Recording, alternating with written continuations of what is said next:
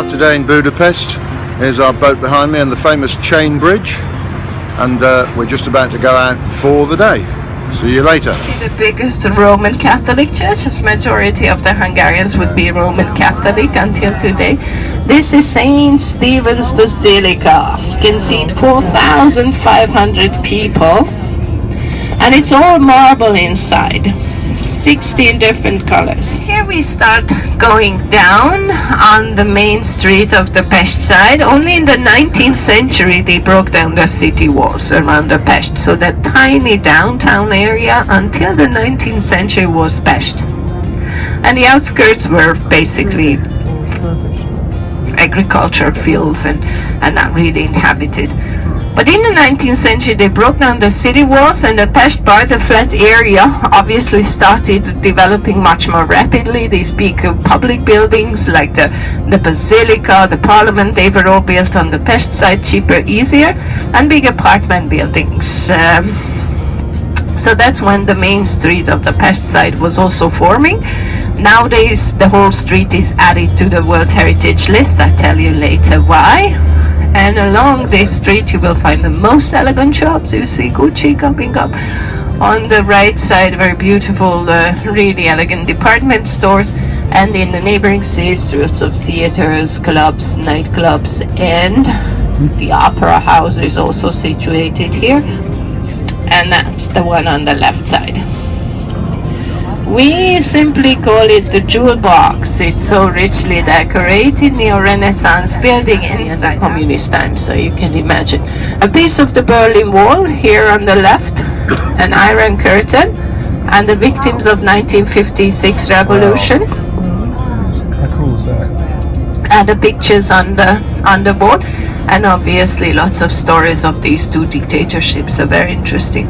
And if you look now quickly on the right side, you see this yellow building where the balcony is. Let's see if the lights are on, not yet. On the right, just where the balcony is, Franz Liszt used to live.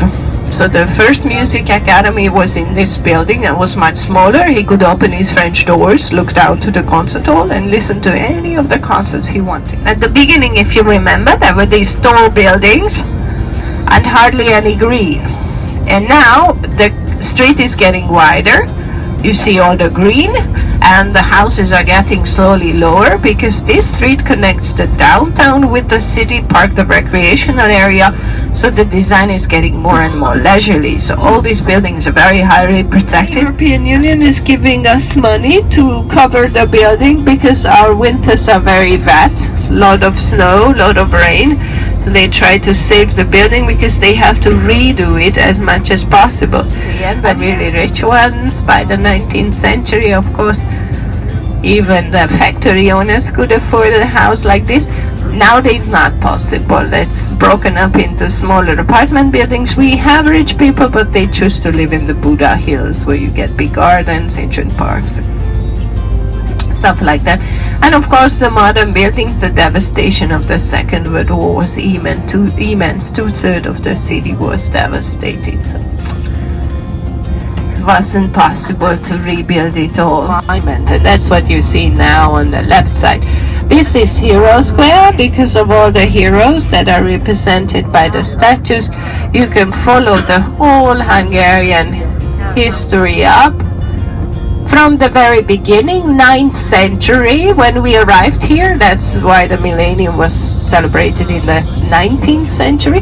So 9th century, the 7 tribes united, arrived to Europe, and they started settling down in the 10th century. And the very beginning of the 11th century, our first king, Saint Stephen, was crowned. That's the first figure on the left side.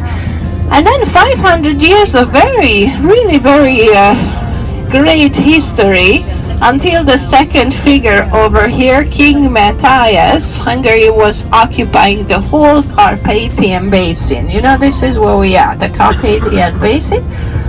At the time of King Matthias, even Vienna belonged to Hungary. So you can imagine. But he died without an heir.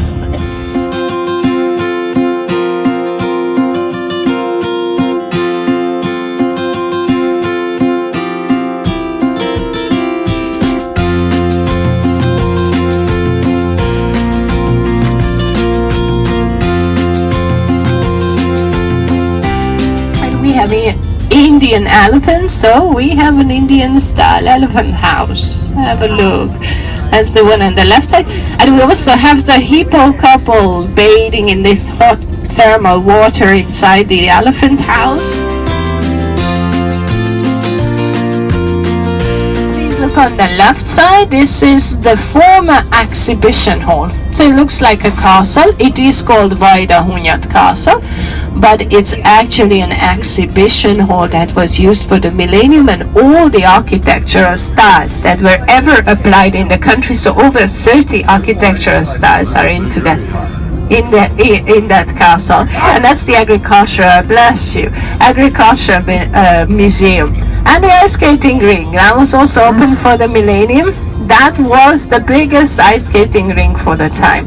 And that beautiful domy building that you see here on the left side, that's the exchange place for the ice skaters. Nothing more than that. The wrong side of the wharf being on the side of the Germans. So the retaliation after the war was immense. 600,000 people were gathered on the streets, mothers walking with their children. They were put on the trucks of the Soviet army, taken to Siberia to work in the labor camps. My grandmother was also taken as a young woman, put on the truck for a Malenki robot, her little work, and you disappeared in mines, in stone mines for years, if you survived. But luckily she jumped off when the Russian soldier looked away, and back in those years women were not doing much sports, so she never did in her life. And she said, my grandchild, I was so sporty that I could jump over the fences. She said she was so scared, but she survived with her sister. So anyway, the world was actually built up in Budapest, and that's what's coming up on the left side. You see Dohány Street Synagogue. So it's tragical that the Holocaust was so devastating in this country, because that was not what we had before. On the left side you see a Holocaust monument, this weeping willow. You can put the names of the lost ones on the leaves of this tree, and it was Tony Curtis, who put that monument up here. His father Emmanuel was from Hungary. And the cemetery, this is not an Orthodox synagogue, so the cemetery is from the end of the Second World War, because we did have a ghetto for the last couple of weeks of war, 1944. Hungary saw that the war was lost already in 1943, so wanted to quit the war. And the German army moved in, and because we were in allies with the Germans, we did not deport our Jewish people. We had our freedom from the Germans relatively. So when they moved in 1944, that's when they started deporting Jewish people, but they managed the countryside Jewish people. The Budapest people survived, and they were put behind the walls of the Jewish quarter for a couple of weeks at the end of the winter. So that's why the cemetery there, because of course the circumstances were very, very difficult. And the synagogue.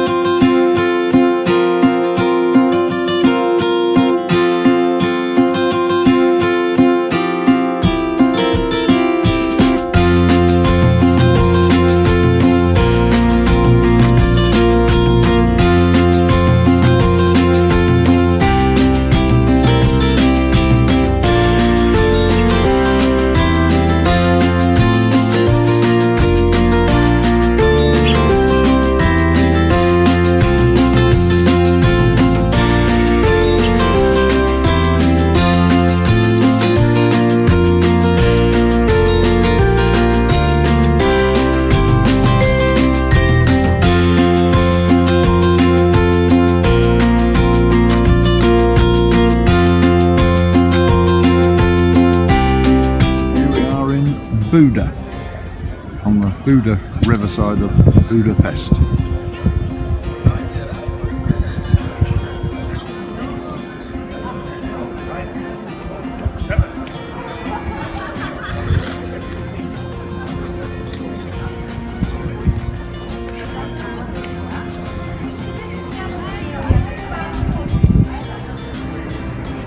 Here we are outside the Turkish-inspired church in Buda. A very, very, very beautiful place. And over here, behold,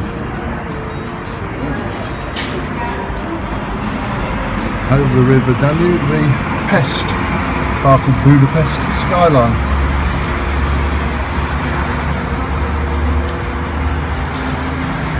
And there's our boat in the distance.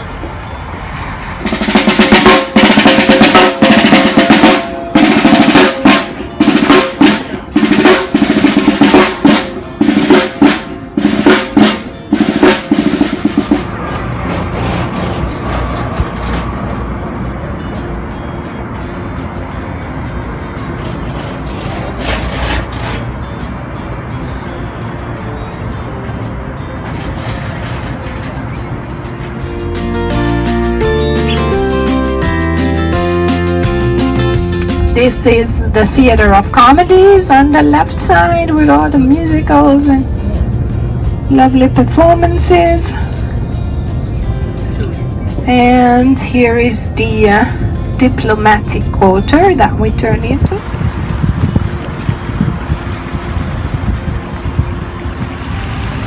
This is the memorial for the Holocaust, where the Germans took the Hungarian Jews at the end of the war because they hadn't got time to transport them to concentration camps. So they stripped them off, took the shoes off, shot them into the Danube, and that was it.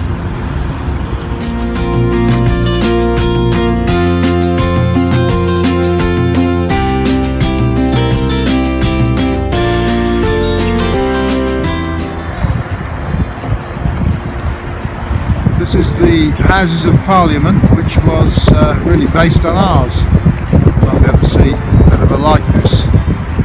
Apparently it took 1,000 builders 10 years to construct.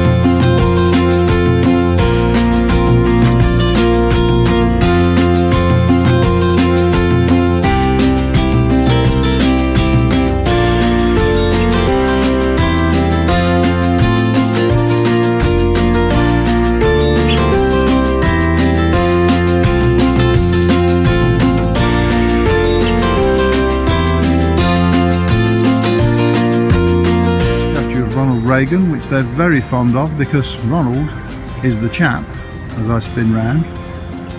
That's this wonderful square full of embassies, etc., who helped get the Iron Curtain down and part of cutting this poor lost country free. And there's the only remnants of the Russians. It's a memorial to